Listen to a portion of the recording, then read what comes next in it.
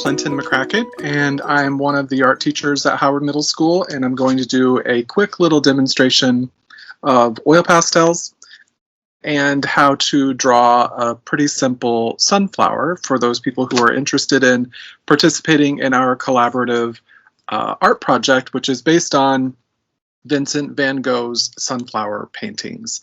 So I'm going to share my screen real quick with you so that you can see a couple of examples of Van Gogh's sunflowers. And you should be seeing two paintings now. One has a light yellow background and the other one is sort of a blue-green background. There are actually 5 of Van Gogh's sunflowers paintings that are like this in a vase. There are a few others besides these. Also, one is in Munich, one is in London, another Philadelphia, Tokyo, and Amsterdam. So as you can see, some of these sunflowers are facing in different directions, so you don't have to. I'm going to be drawing a sunflower that's pretty simple and facing us, but you can, if you want, draw just a sunflower that's just beginning to open up, or one that's lost most of its petals, like some of these have, or one that is sort of in profile. So it's totally up to you. You can also, if you want, draw sunflowers together in a vase or just a single. So those are a couple inspiration paintings for you. I wanted to first just explain some oil pastel techniques and also even some crayon techniques. If you don't have oil pastels, you can use crayons for this project or even colored pencils or watercolor, whatever you have. But mostly what I wanted to talk about with oil pastels or crayons is how to layer multiple colors together so you can get some complex colors, and also how to do a little bit of blending. So I'm going to just focus my camera down now.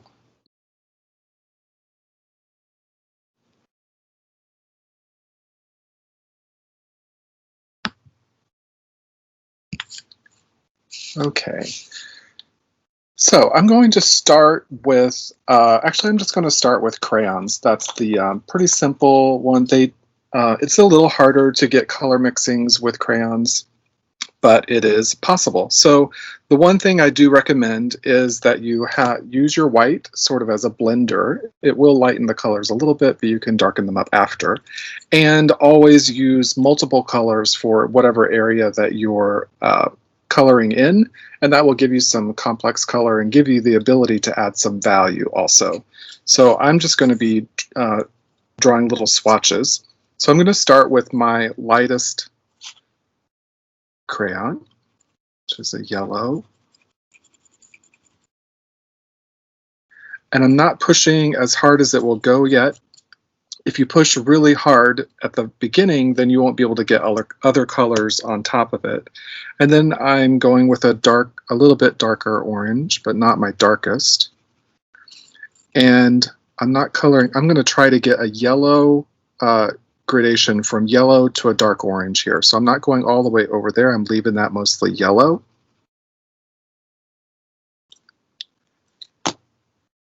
And then this is the darkest orange I'm using, so I'm going to start on this side and pressing pretty hard and then move toward the light area, coming up on the pressure some. So it goes from dark to light, and then I have the yellow where I went the darkest on this side, and then I eased up on the pressure as I went in that direction. I used that other color sort of in the middle. It's sort of a light orange.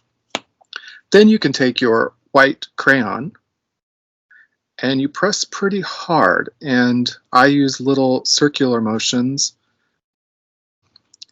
and it's pushing that crayon into what we call the tooth, which is basically the texture of the paper. And at the same time, what it does, it burnishes it. So it really creates kind of a little bit of a gloss color. And so you can see how you might be able to use that on a petal of a sunflower, maybe darker toward the disc in the middle and lighter toward the outside where the light is hitting it. So that's crayon, and you can get some really interesting effects with crayon. So with oil pastels, they are a little easier to blend. I'm going to show you how to use black, gray, white, and then some color layering. And with oil pastels, it will get dirty, so you need to have a paper towel handy so that you can clean it off before you use them. If any of you have oil pastels that I sent you, a lot of those are already very dirty, so they'll need to be cleaned first. And I'm just going to make 4 little swatches here. This is sort of a teal that I'm planning to use in the background of my sunflower. So I'm using pretty heavy pressure on that side, and then I lighten up on the pressure, and just 4 of them so you can see white, gray, black, and then a color transition.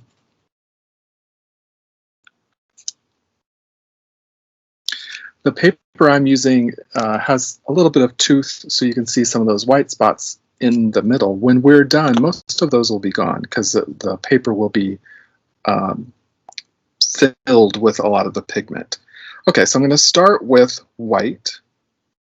And I have some pretty nice oil pastels. I use Holbein's, but I use a pretty cheap white as a blender because it's a little bit harder. And you can see mine's broken. It's totally fine to use broken oil pastels. So white, I start on the lighter side, and I'm going to see if you can see that.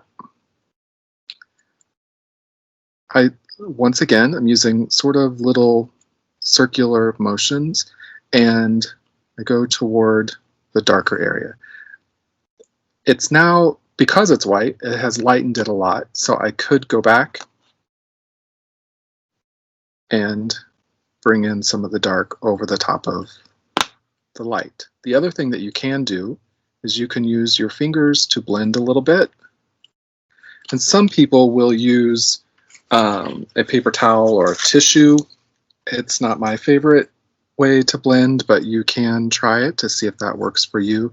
I just don't find that you can get very much control. It'll get a lot, goes outside of wherever it is that you're drawing, but you can try to blend with your finger. Some people use a Q-tip. I don't use either of those very much. I mostly blend just with a white. Okay, so that's white. Here's gray. And I'm going to use less pressure over here on this side. When I come back in with that color, going in that direction, so you can see how gray blends.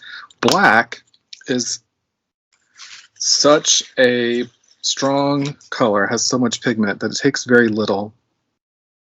So I'm going to just press very, very lightly and then come back over the top with the color. All right, and then this last one I wanted to show you if you were to combine more than one color. And this is the thing that I recommend the most. Wherever you're coloring in your sunflower or whatever you're doing with oil pastels, use more than one color. It is going to make your artwork look more complex, more painterly, and gives you a lot of options for color use. So if you have a set of 12 oil pastels, by combining different variations of those colors, you can get 150, 200 or more colors. So I don't recommend ever just using one color of oil pastel. So here's a sort of a greenish color. It's kind of a blue-green, but this one's a little bit bluer, and I'm going to use it on the other side, and I'm pressing pretty pretty hard. And then I still have a few little white areas, and so I'm using my white oil pastel to mix those together. It's also creating kind of a texture there. That would be nice in the background.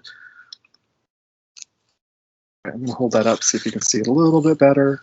Okay, 2 other things I wanted to show you. Pressure, light pressure versus hard pressure. I'm going to do that with a yellow and an orange. So here is light pressure. Had a little bit of blue on there.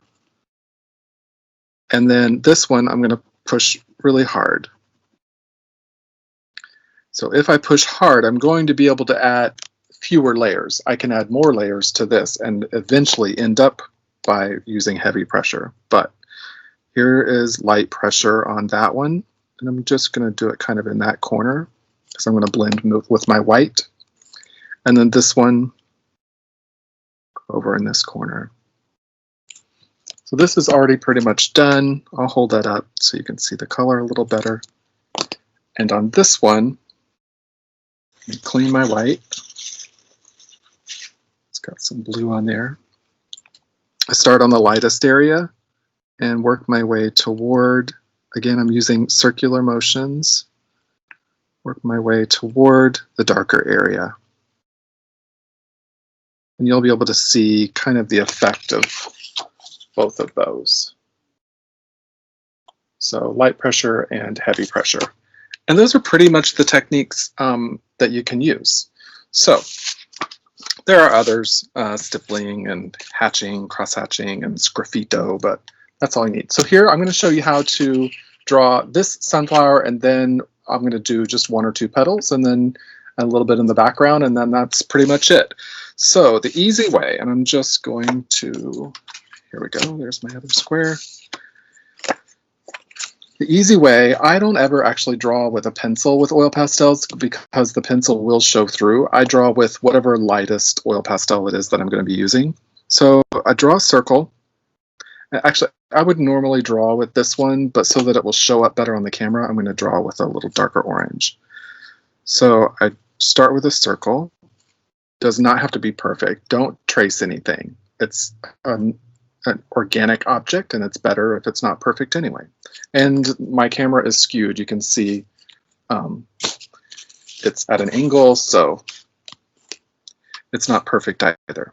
All right, and then what I would do is just draw about 6 petals all the way around, and it starts kind of smaller as it's closer to this disc of seeds. It would be seeds, and then it comes to a point.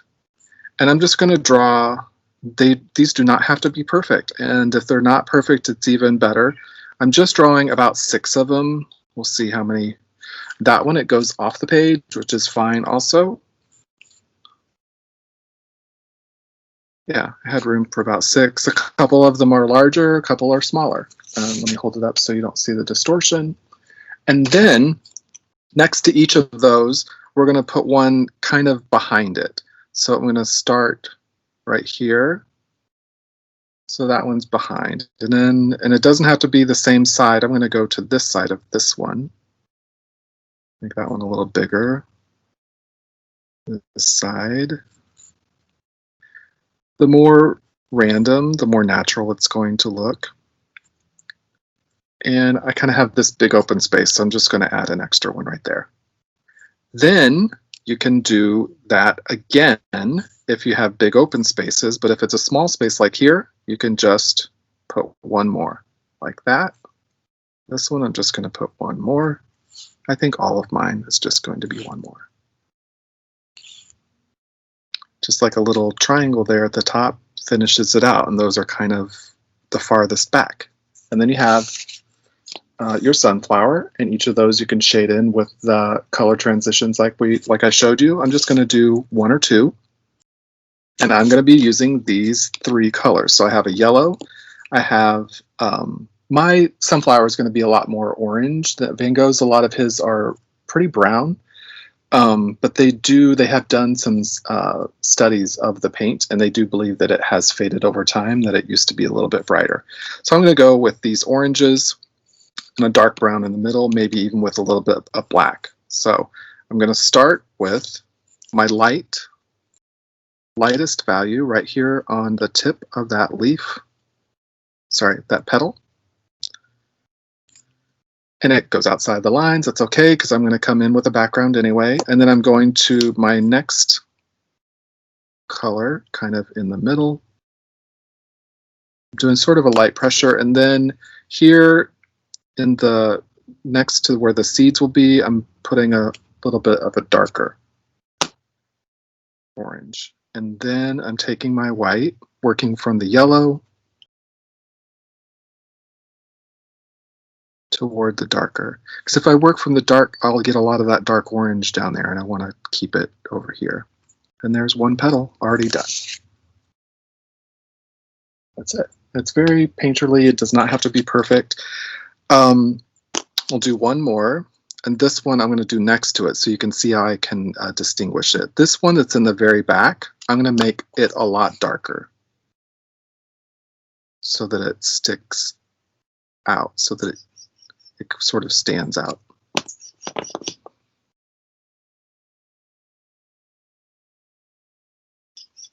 So where you have a dark edge with a light edge in front of it, the light one will look like it's in front. So this one looks like it's in front of that one. Okay, now I'm going to show you what I would do with the background. I'm going to use these two blues that I used in the techniques practice, sort of scribbly all together. This one's got black on it still. All right.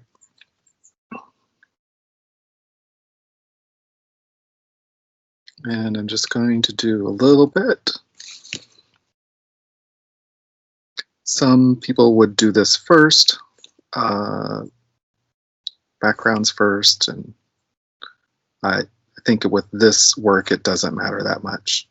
Okay, and I would keep going with that. I might, on one side, go really heavy with this so that we have value change. And then I come in here with the blue, still doing kind of a light pressure. I'm not going over all of it because I want some of that green to show up. I want kind of that painterly look. You don't have to do blue greens in the background. Some of Van Gogh's had yellows in the background. You could do a brown, or dark brown would be really nice. So then I would come in here with my white, and not maybe everywhere, but blending some of it.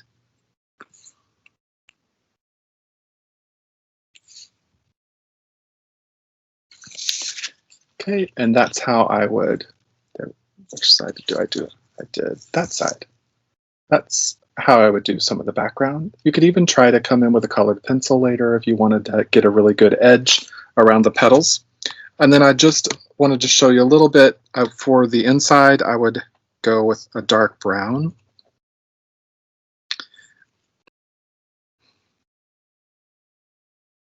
A lot of the sunflowers, they have a darker area even inside of that area. And then you can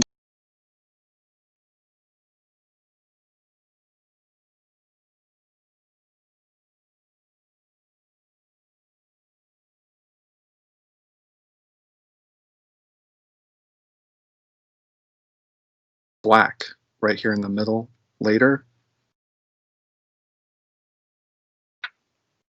And then later you could also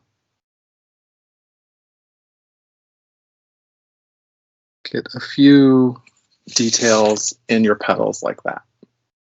So there you go. That is kind of the simple way of drawing a sunflower. I hope you all enjoy it. That's the most important thing. I did forget to mention that we're doing this project now because the sunflower represented gratitude to Van Gogh. And so we thought it was a perfect thing for people to think about and participate in around Thanksgiving. So I hope you have a wonderful time.